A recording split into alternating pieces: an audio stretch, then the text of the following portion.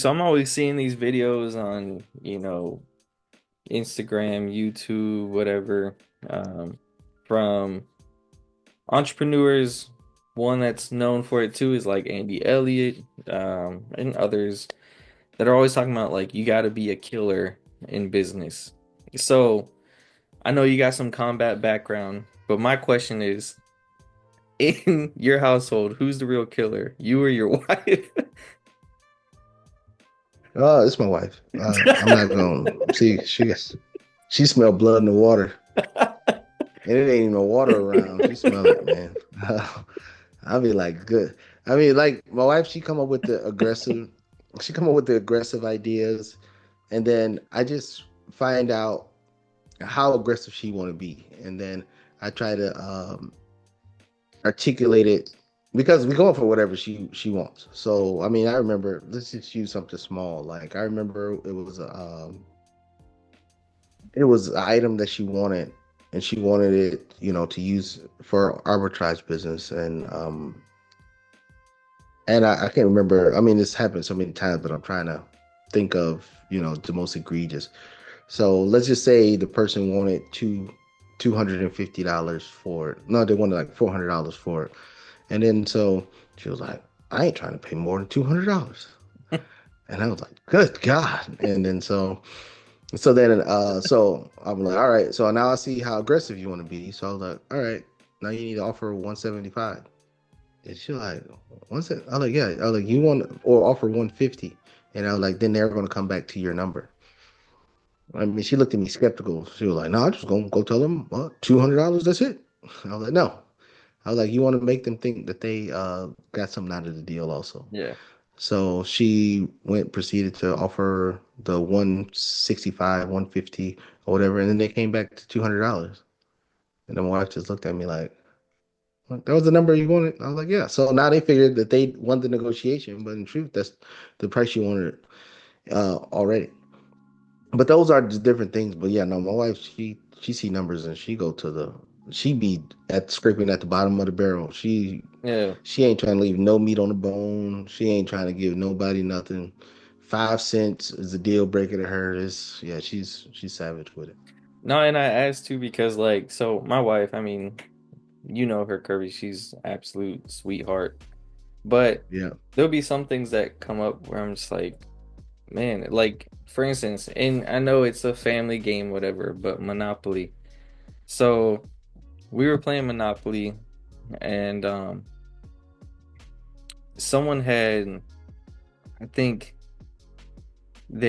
she was trying to make a trade with someone. Hmm. And she said basically offering them a property that they would only get one of, not the other two. Like they didn't have any of the other two. Offering one of that one so that she could take one that she was planning on acquiring the whole set of, and then told them, but if I land on yours, I only have to pay 50% of the rent. Then they would agree to it. And then it would get to a point where they ran out of money, they would land on her properties, and then she would take the property back. And I'm like, yo, I'm like, you're ruthless. I'm like, That's that's shoot. how that's how it should go. But I'm Yeah, like, no, yeah.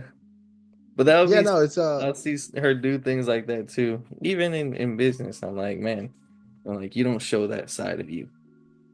right. And I mean, like her, she killed people with the pleasantries, but she got savage 100% running through her. Like my wife, anything competition wise, uh, yeah, she's a whole different person. I'd be like, who are you? Where did you come from? She's on a different level with it. I always tell her mom, I'm like, your daughter's crazy. And she'd be like, oh no, my daughter's a good girl. No, no, no, no, she's crazy. She's no, no, she got some elements that you that you don't know about. Y'all need y'all need might want to go get her checked. but um Dang. but yeah, she's when it comes to the business realm, yeah, she's very I'm not gonna say cutthroat, but she's very direct to the point. I mean, I uh I try to pride myself on understanding the mindset. I mean, I want her to get what the price she wants for whatever, but I pride myself on understanding the mindset of the seller to try to see how. we can massage the situation so she can get what she wants. For her, it's just this or nothing. I don't care.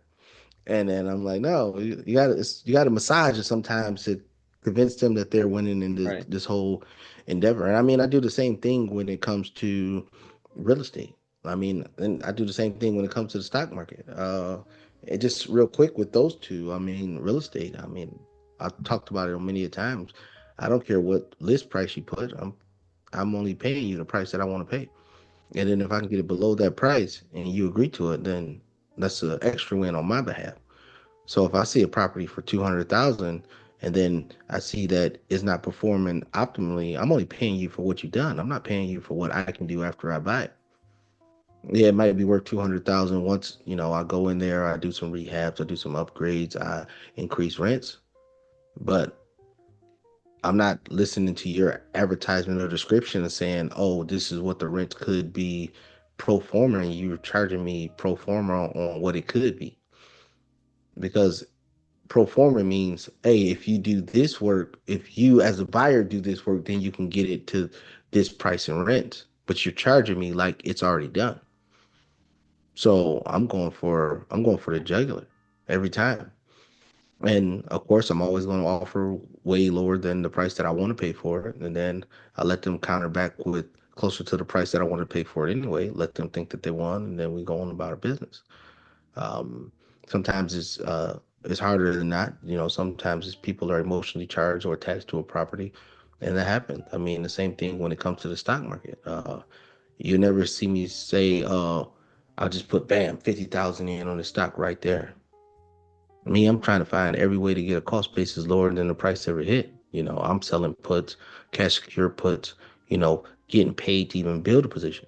I know that's foreign to a lot of people that they don't even know that you can actually get paid for building a position that you want in the first place. But that's what I do. I don't just go in there blindly. I do my research, do my homework, and then I see a stock trading at $75 and I want it at 73. I want it at 70. I'm selling puts until they pay me enough where my average would be 70.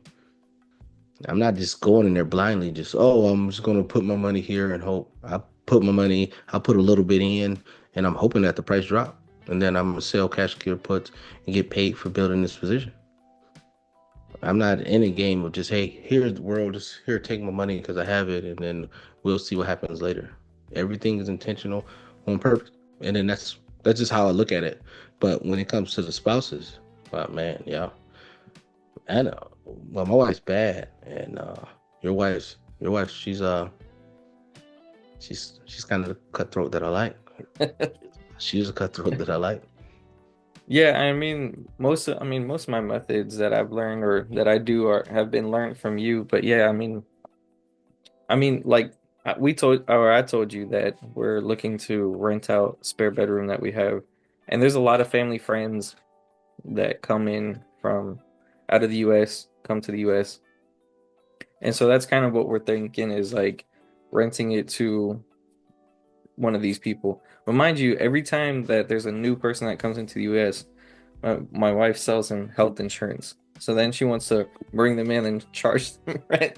So it's like trying to get money off the top of every single angle. But yeah, she's very, very smart. And like I told you the other day, she's got all the ideas.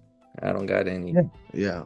Yeah, no, no. If you and I believe I told you, if you confuse yourself with being the smartest person in the room, then you're in trouble. I mean, I always tell people I'm not even the best investor in my house. Now I invest the most capital wise, but I'm not even the best investor in my house. And I'm not ashamed to say it. See, guys, especially men, we got that movado, that what they say in Mexico and Puerto Rico, they got that Machismo. machismo. You gotta act like you the smartest guy. Now, me, I'm happy not being the smartest guy. I mean, shoot, long as my partner, they watch my back and got all the rest, then I'm fine with it. But I'm not. The things that I've seen my wife pull off is, I'm like, what the hell? And then I mean, it's even deals that I've done that my wife, well, I'm about to do, and then my wife was like, "Oh no, no, no, you gotta come in lower on that." I'm like, Jesus, but I mean, I listen. But yeah, yeah, I'm not the smartest, or I'm not even the biggest investor. I always tell my wife, I was like, you probably don't notice when we around people. Now me, I'm shucking and jiving, talking crap all day about finance, sports, whatever. And then everybody just keep talking when I'm talking. But then as soon as my wife opened her mouth, everybody be quiet just to listen. Everybody stops talking just to listen to what the hell she got to say.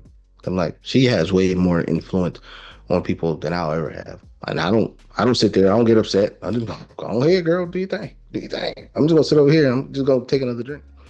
But yeah, but a lot of guys, uh that's a big hindrance on them. If they're not the biggest breadwinner in the house, that's something that's a very emotional impact on them. I'll be honest with you. Working just a 9 to 5 job, my wife made more money than me most of the time we've been together. I ain't had no problem with it. But still, I don't have no problem with it.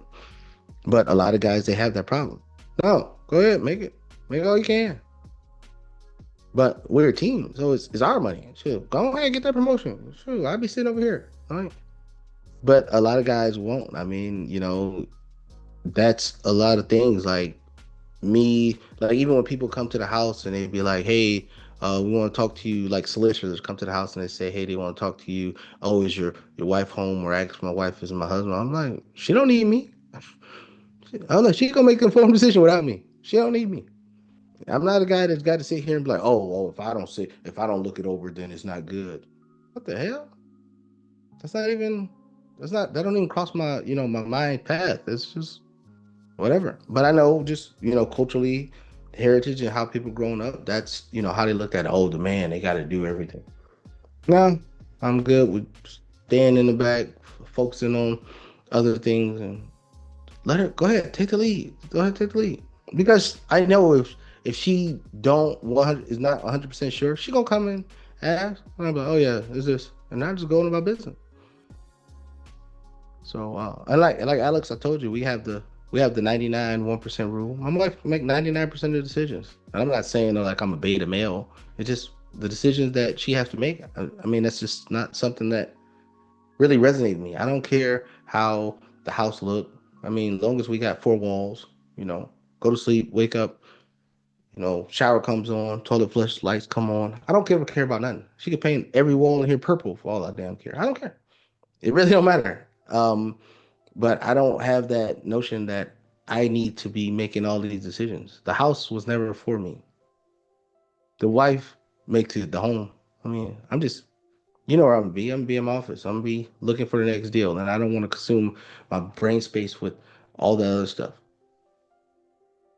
That's it. I mean, now if I see something just egregious, I'm like, no, we're not doing that. But besides that, I don't care about that stuff. That stuff that's waste of brain energy and mental mental capacity to be sitting here. Hey, do these colors match and all that? I don't care. I really don't care. You can have black walls with purple sheets with gray ceiling tile. I don't care. You can put the rugs on the wall if you want to. Long as the lights come on, that's the only thing I care about. So, and that's just how I look at it. But most people can't do it, and that's why a lot of people they can't they can't grow because they worried about mundane tasks and mundane things that don't matter. I just want to be focused on growth, and that's the only thing that I focus on. That's it, guys. If you have any questions, comments, let us know down below. Don't forget to like, share, subscribe, and we'll see you guys on the next one.